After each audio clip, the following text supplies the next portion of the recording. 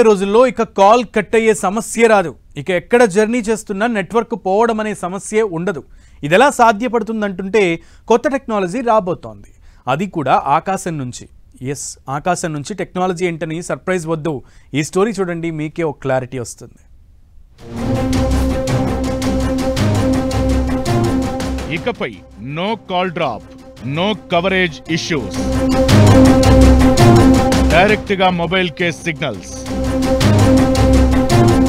ఈ తరహా టెక్నాలజీని చాలా కొద్ది రోజుల్లోనే అందుకోబోతున్నాం. టెక్ దిగ్గజం ఎలాన్ మస్క్ సొంత కంపెనీ స్టార్లింక్ దీనికి సంబంధించిన ప్రయోగాలు పూర్తి చేసి టెస్ట్ కి రెడీ అయింది. జనవరి 27 నుంచి SpaceX direct to cell beta testing service ప్రారంభిస్తుండగా ఇది టెలికాం రంగంలో విప్లవాత్మక మార్పులు తీసుకురానుంది.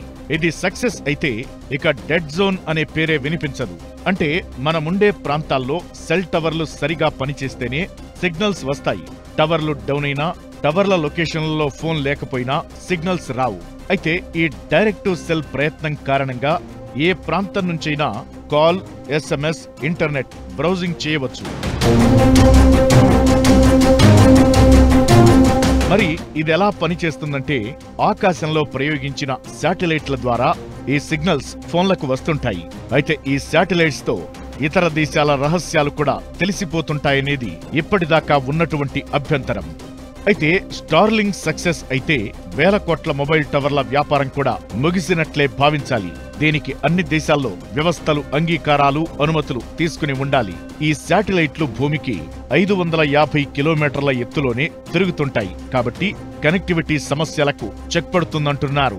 మన దగ్గర కూడా ప్రభుత్వ రంగ సంస్థ BSNL కూడా DSD టెక్నాలజీ కోసం అమెరికా సంస్థ వయాసాట్ తో ఒప్పందం కుదుర్చుకుంది. ఈ మధ్యనే టెక్నాలజీని టెస్టింగ్ చేసింది. నాన్ టెరిస్ట్రియల్ నెట్వర్క్ కనెక్టివిటీతో ఆండ్రాయిడ్ స్మార్ట్ ఫోన్ ఉపయోగించి ఈ టెక్నాలజీని పరీక్షిస్తోంది. ఆ ఫలితాలు ఎలా ఉన్నాయనేది కొద్ది రోజుల్లో తేలనుంది.